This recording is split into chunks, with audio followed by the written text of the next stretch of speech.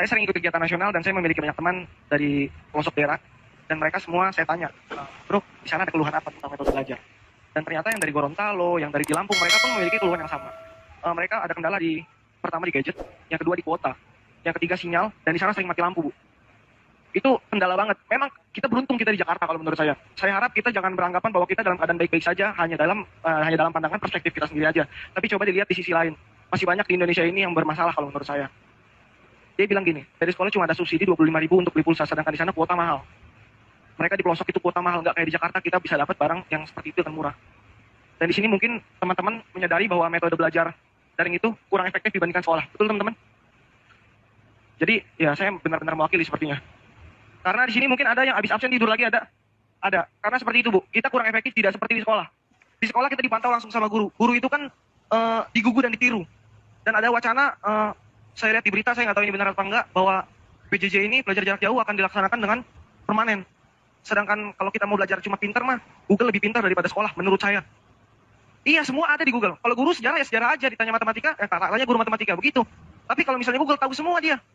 Itu menurut saya. Jadi kelebihan guru itu dia memiliki rasa terhadap siswa. Mereka mendidik, mereka mengajar, mereka membentuk karakter kita siswa-siswa Indonesia. Saya harap teman-teman semua, kita yang akan memegang 20-30 tahun ke depan, kita yang memegang estafet negeri ini, kita bisa memimpin dengan baik dengan metode belajar negara Indonesia yang menjadi lebih baik. Terima kasih. Bisa, tentunya dengan kesesuaian kebutuhan kepala sekolah. Tapi bisa. Untuk menjawab pertanyaan itu, mohon juga agar semua kepala sekolah, guru, dan orang tua tahu dana BOS boleh digunakan untuk pulsa murid untuk pelajaran PJJ. Tapi bukan cuma itu, Mbak Nana. Ada beberapa lagi. Satunya lagi yang akan dikeluarkan, bayangkan Mbak Nana, kita ditantang untuk melakukan revisi kurikulum, yang biasanya itu minimal mau merubahkan kurikulum itu 3 tahun, Mbak Nana. Kita dipaksa melakukan dalam waktu 3-4 bulan. Jadinya baru, alhamdulillah, sebentar lagi, artinya dalam waktu beberapa hari ke depan, kami akan meluncurkan kurikulum COVID, kurikulum darurat, di mana semua standar pencapaian yang tadinya sangat merepotkan guru untuk beradaptasi karena dikejar tayang kurikulum, jadi semakin ramping dan fokus kepada kompetensi inti dan dasar yang benar-benar fondasi. Kurikulum COVID? Namanya nanti ada, saya belum boleh bilang. Tapi ini untuk semua tingkatan, untuk SD, SMP, SMA akan ada kurikulum baru? Ada SD, SMP, SMA. Dan pembedanya dengan kurikulum yang sekarang ada di mana intinya? Penyederhanaan secara dramatis. Sehingga yang tadinya harus semuanya di-cover oleh guru-guru kita, sekarang terfokus kepada yang benar-benar esensial. Dan di tailor-made untuk pembelajaran jarak jauh? Nah, itu satu, pertama. Yang kedua adalah spesifik untuk SD, di mana pembelajaran jarak jauh itu paling sulit. Anak-anak SMP dan SMA masih bisa lebih mengikuti. Tapi untuk SD dan PAUD misalnya, itu jauh lebih sulit. Jadinya untuk yang tingkat SD, kami menciptakan modul-modul PJJ. Artinya, kalau ini diikuti guru-guru, modul-modul ini khusus desain untuk di rumah, dengan ada bagian orang tuanya, partisipasi orang tuanya, dan juga bagaimana guru membimbing. Tapi sifatnya adalah modul-modul kerja di rumah, belajar di rumah. Nah, ini yang kami akan memberikan kepercayaan diri bagi guru-guru. Kalau dia mengikuti ini, dia itu 100% masih dalam regulasi Kemendikbud dan dia bisa percaya diri menggunakan kurikulum baru ini. Karena ini banyak sekali keluhan yang kita dapatkan. Di luar itu, terakhir, satu hal yang mungkin sering terlupa, kami juga mengeluarkan sekitar 3 triliun, Mbak Nana, dari BOS afirmasi dan BOS kinerja. Karena kami mendengar jeritan sekolah-sekolah swasta di seluruh Indonesia. Selama ini kan sekolah swasta itu dengan banyak orang tua yang tidak mampu membayar SPP karena kondisi ekonomi yang telah krisis ekonomi ini. Jadi kami juga membantu pertama kalinya kami ubah BOS afirmasi dan BOS kinerja yang sebelumnya hanya untuk sekolah negeri. Kita kerahkan juga untuk sekolah swasta. Karena kami mendengar keluhan dari mereka juga, Mbak Nana. Oke, dan yang jelas keluhan yang paling nyaring dari teman-teman DDD mahasiswa. Saya mendengar keluhan-keluhan ini dan ini cuplikannya apa yang ingin disampaikan ke Menteri Nadiem Makarim. Kita dengarkan.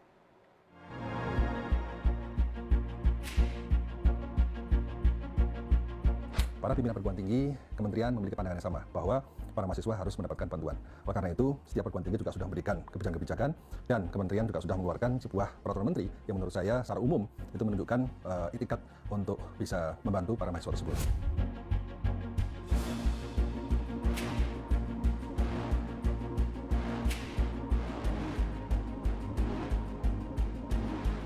Kami bukan mahasiswa Fakultas Hukum UNES. Inilah istilah yang tepat menggambarkan Permendikbud 25 tahun 2020. Soal memberikan solusi ternyata malah menimbulkan permasalahan baru. Adapun solusi yang diklaim menjadi tuntutan mahasiswa di tengah pandemi, namun nyatanya telah ada pada aturan di masa normal dan sama sekali nihil perspektif COVID-19.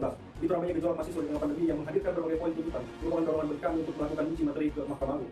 Undang-undang Jalan Daring telah menegasikan pemenuhan hak mahasiswa yang masuk dalam DKT, di mana pada perhitungan BL adanya penggunaan sarana prasarana, ini kemudian tidak terpenuhi, sehingga tidak logis apabila mahasiswa harus membayar UKT secara penuh. Mas Menteri harus membuat diskresi kebijakan atas polemik pendidikan saat ini, mulai dari hadirnya negara dalam menjamin kuota dan internet gratis secara menyeluruh dan merata untuk pendidikan dasar, menengah sampai pendidikan tinggi. Mas Menteri, Permendikbud yang dikeluarkan yang bertujuan meringankan beban mahasiswa, tapi mahasiswa mengatakan mereka tidak merasa itu membantu. Itu nihil perspektif COVID katanya. Tanpa Permendikbud yang baru itu pun, mereka pada masa normal bisa kok mendapatkan berbagai keringanan. seharusnya ada aturan khusus spesifik yang membuat mereka tidak harus membayar UKT sedemikian tinggi, padahal pembelajarannya dari rumah dan pulsanya beli sendiri. Mbak Nana, kalau misalnya itu semuanya bisa terjadi sebelum keluar revisi Permendikbud tersebut nomor 25 2020, kita tidak akan mengeluarkan revisi itu. Alasannya yang terjadi Mbak Nana, pada saat krisis Covid terjadi dan PJJ harus terjadi di tingkat perguruan tinggi, kami langsung bergerak untuk berbicara dengan semua rektor untuk segera lakukan relaksasi UKT secepat mungkin. Tapi banyak dari mereka langsung kembali kepada kita dan bilang, Mas Menteri, kita tidak punya payung hukumnya untuk melakukan berbagai macam relaksasi tersebut. Barulah kita dengan cara cepat mengeluarkan Permendikbud 25 2020 untuk menambah pasal-pasal legalitas daripada penurunan dan menekankan bukan hanya legalitasnya, kami menekankan mandat bahwa universitas wajib memberikan keringanan bagi mahasiswa yang sedang mengalami situasi ekonomi Tapi sulit. tidak disebutkan secara detail, Mas Menteri. Dan ketika itu diserahkan pada diskresi masing-masing universitas, dalam prakteknya teman-teman mahasiswa mengatakan itu universitas-universitas itu tidak serta-merta langsung bisa memberikan berbagai keringanan. Karena itu yang mereka alami di lapangan. Betul. Tentunya ada banyak sekali universitas yang sudah maju duluan, Mbak Nana. Jadinya tidak adil juga membilang banyak sekali rektor yang telah melakukan peringanan UKT, baik dari sisi apa sih yang maksudnya peringanan? Penundaan pembayaran, cicilan, ada yang UKT-nya diturunkan sementara dan lain-lain. Realistis tidak meminta misalnya memotong dengan jumlah spesifik. Bisakah itu? Bisakah 50% UKT dipotong? Tentunya itu harus menjadi diskresinya rektor, Mbak Nana. Karena setiap universitas itu punya situasi finansialnya tersendiri. Ada yang punya pendapatan dari misalnya tempat lain, alumni dan industri. Ada universitas yang tidak punya pendapatan Dan eksternal. kementerian tidak bisa mengambil langkah maju, langkah progresif untuk memastikan itu bisa dilakukan? Nah, jadi kita melakukan beberapa step. Yang pertama adalah memberikan legalitas, kerangka, regulasi untuk melaksanakan UKT-nya. Step kedua, kita segera mencari realokasi dana. Yang kemarin itu bidik misi, kami tahun ini akan membantu 1 juta mahasiswa yang baru karena kondisi pandemi kita bantu 420.000. Ini 420.000 kita alihkan untuk bantuan UKT dan juga terutama untuk mahasiswa yang di swasta. Mahasiswa Karena total dari- ada 7 juta, Mas Menteri. Memang, kami bisa membantu bagi yang paling dibutuhkan saat ini. Tapi Mbak Nana, di luar ini ada berbagai macam konsiderasi. Jadi kita juga harus memikirkan secara kritis sebenarnya gimana posisi universitas. Di mana di satu sisi, kalau dia berikan keringanan kepada semuanya, dia bisa sama sekali tidak bisa membayar dosennya. Dan dosennya akan kehilangan pekerjaan juga. Tapi di sisi yang lain, Dikti dan Kemendikbud akan mendorong sebanyak mungkin perguruan tinggi negeri untuk melaksanakan relaksasi ini. Itu adalah komitmen kami. Tapi kalau itu tidak cukup, ini ada perjuangan saya. Nih Mbak Nana, perjuangan saya adalah pada saat kita melihat ini, saya akan dan komit akan berjuang untuk mendapatkan anggaran untuk satu adalah kalau tidak relaksasi UKT, paling tidak dari sisi biaya pulsa yang bisa membantu mahasiswa-mahasiswa kita dalam proses ke depannya. Tentunya buat pembelajaran jarak jauh bukan hanya di universitas ya Mbak Nana, tapi juga dasar menengah juga harus dibantu. Jadi itu adalah komitmen saya. Saya tidak bisa menjanjikan karena ini anggarannya sudah tidak ada lagi yang di dalam. Jadi harus dapat anggaran, karena misalnya, saya akan baca nih kutipan. Kenapa sih tidak, yaitu soal pulsa, ini sesuatu yang menjadi concern banyak sekali orang. Ada yang kemudian bilang BUMN dapat bantuan ratusan triliun tuh, dunia pendidikan dapat bantuan berapa? Masa sih untuk sekedar pulsa tidak bisa? Karena ini kan penting, Anda berkomitmen memperjuangkan. Sudah seberapa jauh hal itu? Masih harus menunggu atau sudah ada tanda-tanda harapan? Karena setiap hari belajar nih, setiap hari kuota tergerus. Sudah ada tanda-tanda harapan, tapi saya tidak bisa menjanjikan apa yang belum terkomit secara final.